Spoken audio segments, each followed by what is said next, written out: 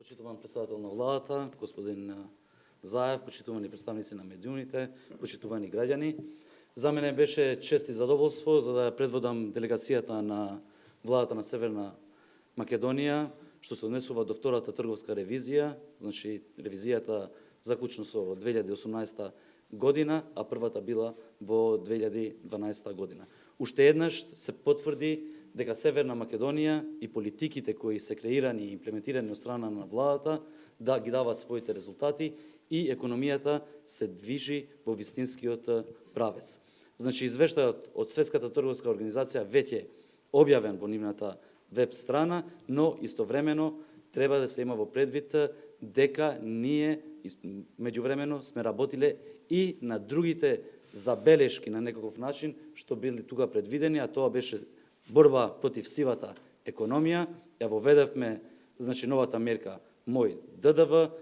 дадовме до 500 евра да може да се плати кеш и на таков начин ние почнуваме со спроведување на мерките или препораките што произлегуваат од страна на Светската трговска организација. Но не е само тоа, ние веќе во седница на владата пред неколку недели усвоивме и акционен план каде што се вклучени неколку институции, посебно инспекторатите, се со цел заедно да се бориме против сивата економија, а тоа ќе даде своји резултати,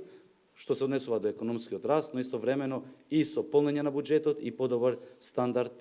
за сите граѓани на нашата држава. Во извештајот за трговската ревизија на Северна Македонија децидно е наведено дека земјата и економски, но истовремено и политички е стабилна, што е основа за одржлив раст, а истовремено ние меѓувремено се наведени дека законите, значи законот за енергетика, законот за поддршка на инвестициите, законот за акциза и слично веќе почнувале да ги дават своите резултати и ние се движеме на таа насока. Јас нема да должам многу на македонски, повеќе ќе елаборирам на албански јазик, пошто веќе премиерот ги кажа и главните препораки, но истовремено и извештаите и наводите што биле презентирани таму. Само кратко да им се заблагодарам на сите институции, пошто овај беше еден процес каде што беа вклучени над 10 институции,